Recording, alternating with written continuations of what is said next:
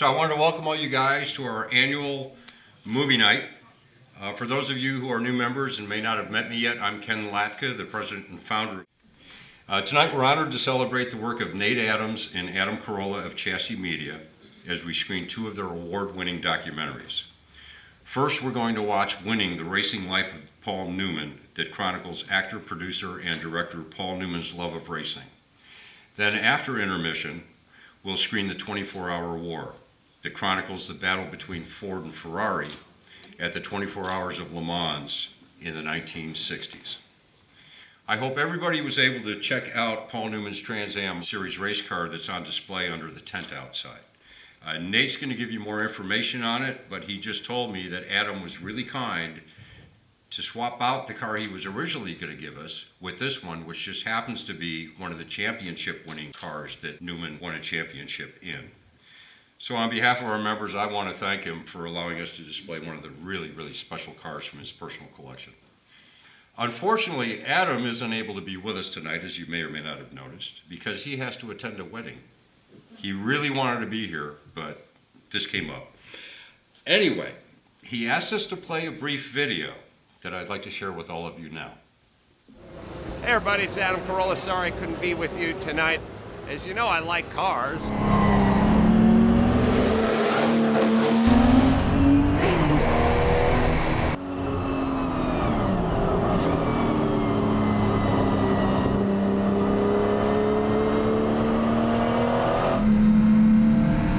I'm so touched and honored that you're going to screen our films, 24-Hour War and Winning: The Racing Life of Paul Newman.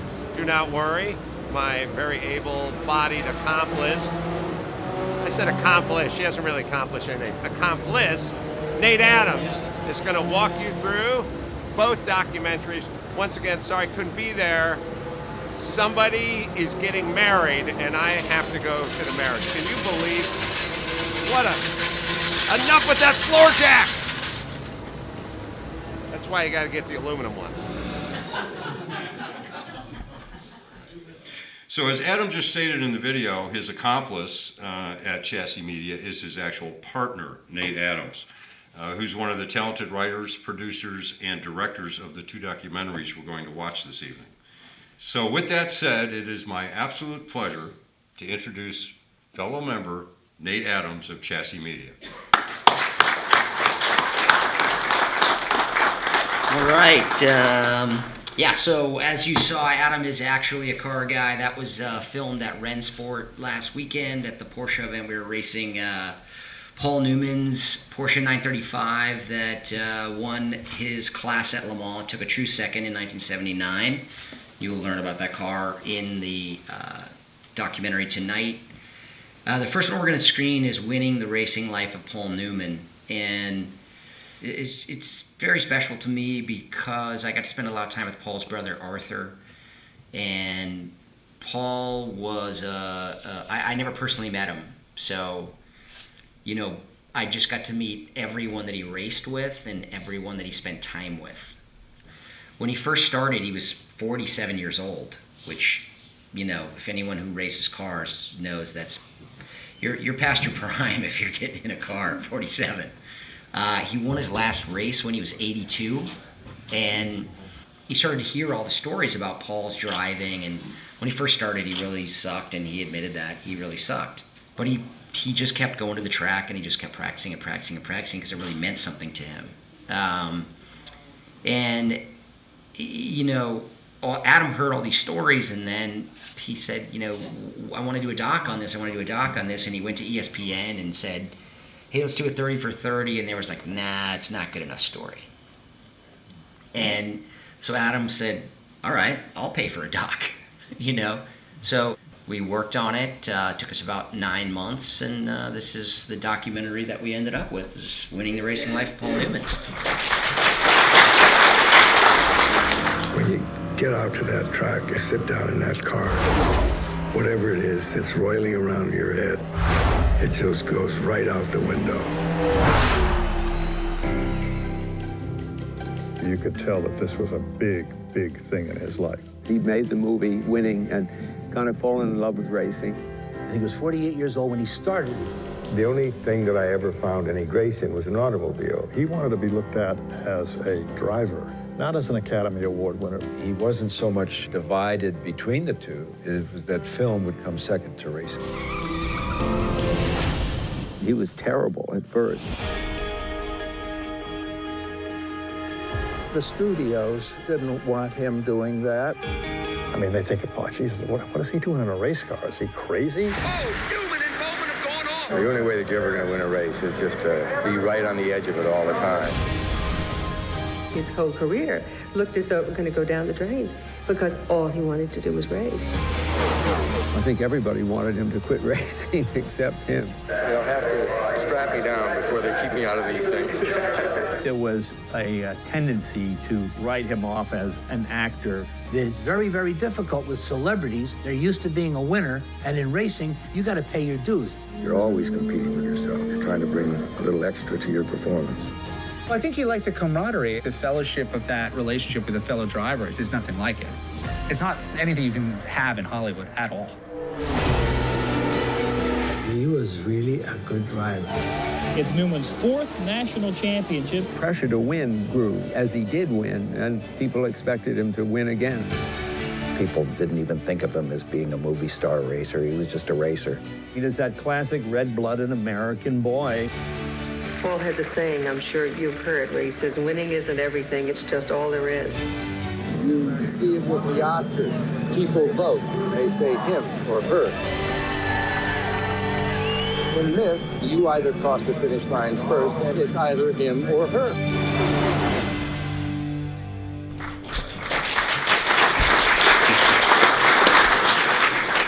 All right, well, thank you, everybody. Hope you enjoyed it, and, if you have any questions, I would be happy to answer them, or we can go eat. Yes, sir? Can you tell a story about the Joanne Woodward engraved Rolex that they recently auctioned off at Paul's? Yes, Paul always wore the same Rolex Submariner watch when he raced. If you watch this film, you will see it on his wrist nearly every time he races. In the program, the car, I believe it says it's a 300ZX Turbo from the 80s. It's actually the 1985 GT1 National Championship car.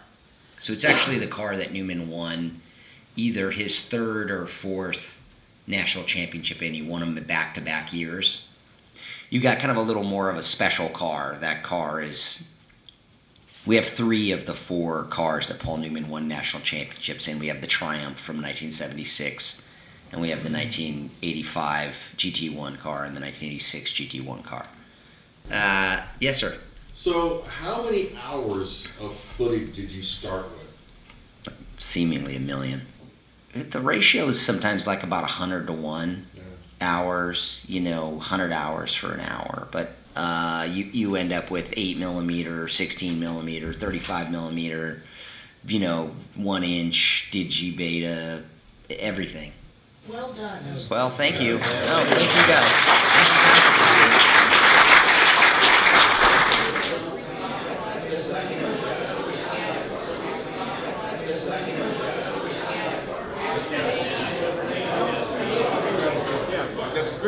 I was very impressed. That movie, from start to finish, had my attention captured from start to finish. There were so many things I thought I knew about Paul Newman. I really thought I knew, but I clearly didn't know nearly what his life was and who he was and what he did. Very impressive. It was well-produced, well-written. That was a great experience. Very happy.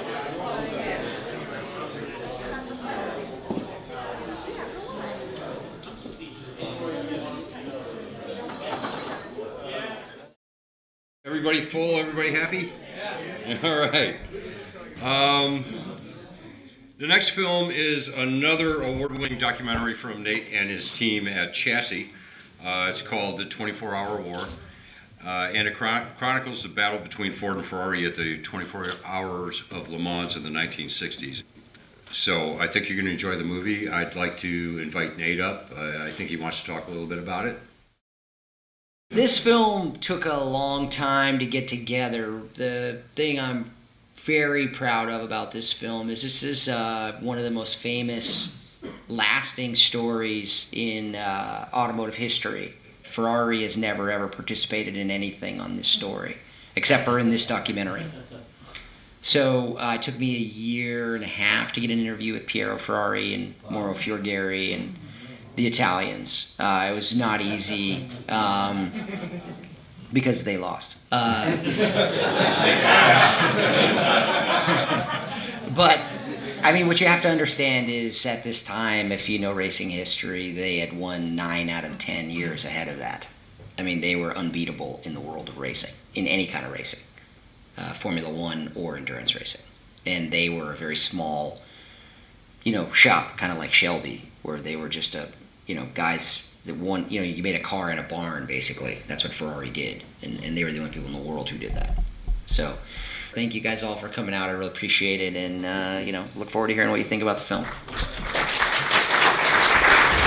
It was the greatest rivalry in the history of racing.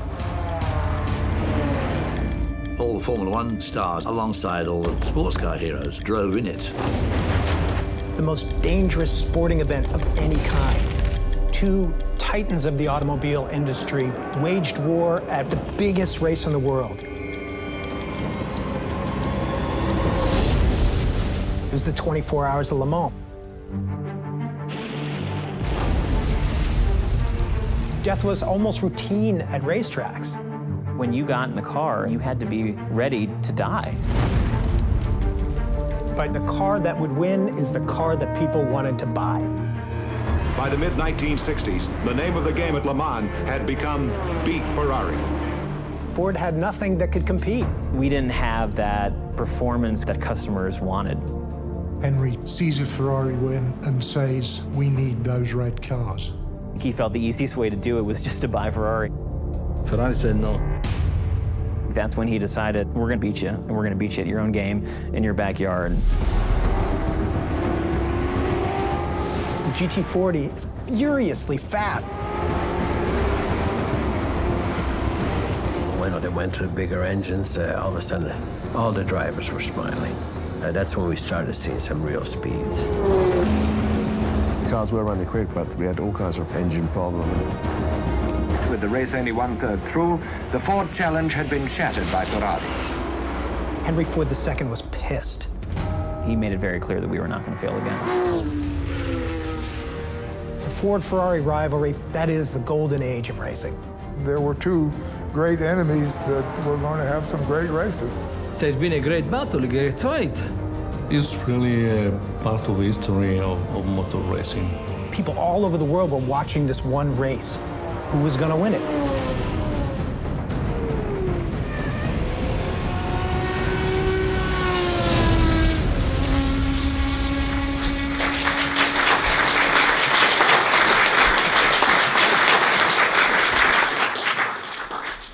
All right. Well, thanks for everybody for sitting through 2 documentaries and not falling completely asleep.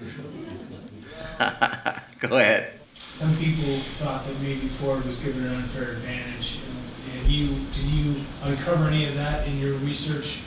Here's what I've uncovered is that I originally, I think if you look at the DVD extra section of this, there's a whole section on how these guys cheat, because they all cheat. There's a really funny story about the GT40. They put a block.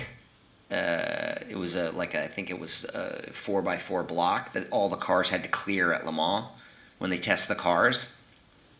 And the GT40 couldn't clear it because they tried. So when all the guys walked next to the wheel wells and lifted the car up about an inch so that it would clear that block. They all cheated, just so you know. I mean, it was racing. How do you get Ferrari to be a part of this? I feel like this is the biggest humiliation in their company. It really wasn't. Ferrari was the size of Shelby. Ford was the second biggest company in the world. I mean, this is not, they're not even in the same hemisphere of money that can be spent. The number that I got was $150 million that they spent on the GT program, and at that time, and that's more than $1 billion now. it was part of their lineage, and the way that I posed the question to them was, you don't want me to tell your history without you telling it. So I just stayed on them and stayed on them, and they have eventually caved. What do you think is the key thing to telling a good story? You have to find the human element to any of these stories of, whether it's Paul Newman or, the Ford Ferrari story. Really, it's a human story of kind of David and Goliath.